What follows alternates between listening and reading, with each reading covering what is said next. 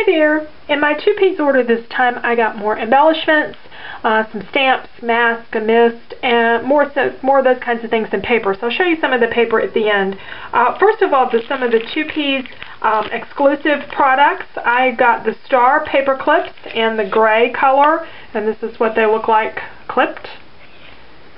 I have bought the arrows in the past in yellow, and they now sell these in multicolor packs. They have a warm color grouping and a cool color grouping, and I meant to order some of those and I forgot. But I really liked the arrows, so I got some of the stars. I also bought my first flare ever. I know it's been popular for a long time, but I always thought it would be really, really thick. But this is a nice depth. I mean, this is not any thicker than a lot of brads, probably not as thick, and very light. So, and several of those in their patterns. I also got some of their wood pieces, and they come packed up in these nice little packings. They have a set of fall 2-inch squares. I'll lay these out so you can see the different designs. And then I want to show you the thickness of these.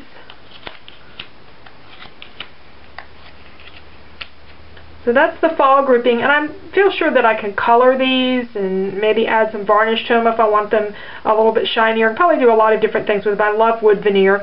Here are a couple of the larger pieces, and I'm glad they packaged them up because they are very delicate.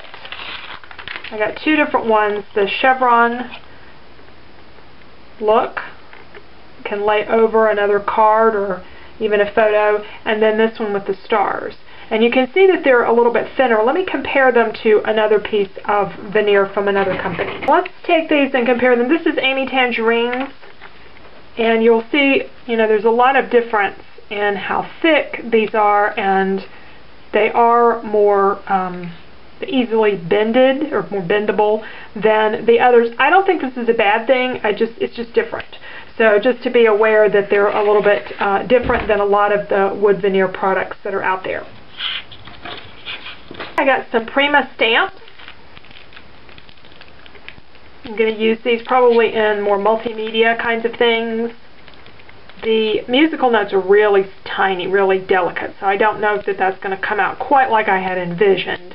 But these are probably maybe 2.5 inches by 2 inches, something like that. They're kind of small stamps, but they're less than $2 a piece. So they're pretty inexpensive.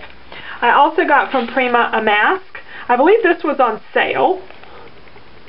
And I got a mask from Heidi Swapp that's new. The stencil.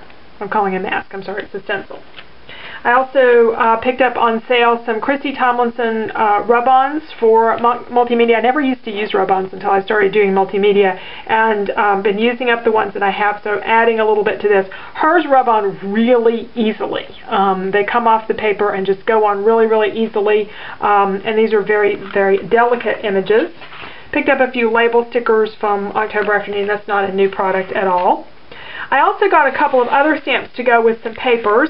These are from Imaginess. There's their Snag-'em stamps, which are about $1 a piece. The cute little squirrel for fall. And these little gourds for Halloween. I thought we could use these in my upcoming card class for some cards. And here are the papers that go with that collection. The leaves. Beautiful yellow chevron on the back.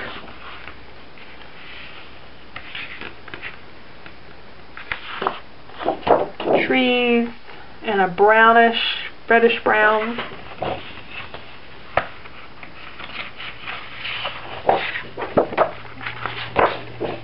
Great stripe with the orange on the other side, and then on the other side of this blue-green is this wonderful chevron, and this is what attracted me to these papers to begin with. And those were just a few of the papers in the Imaginess Fall Collection. I don't see a name on this. Let's see. No, I don't know. It's just their fall collection.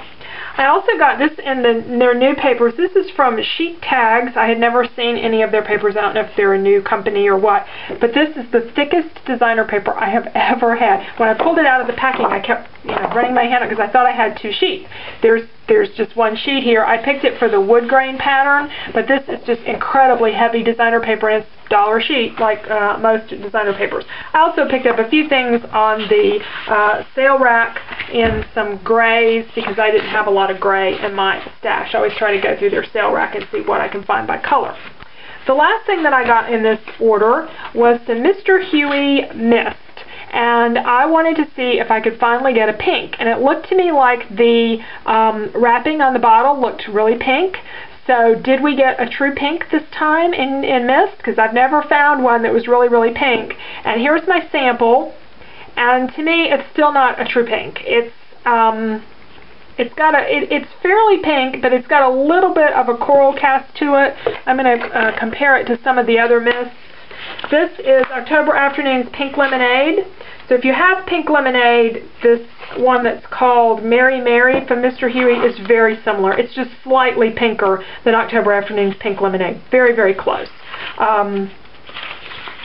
But it is much pinker than the old Cameo Mist from Studio Calico.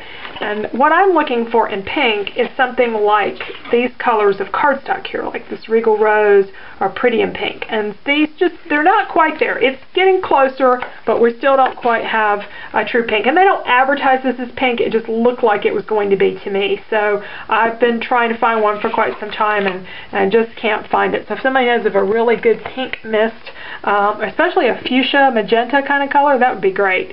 Anyway, just leave me a comment.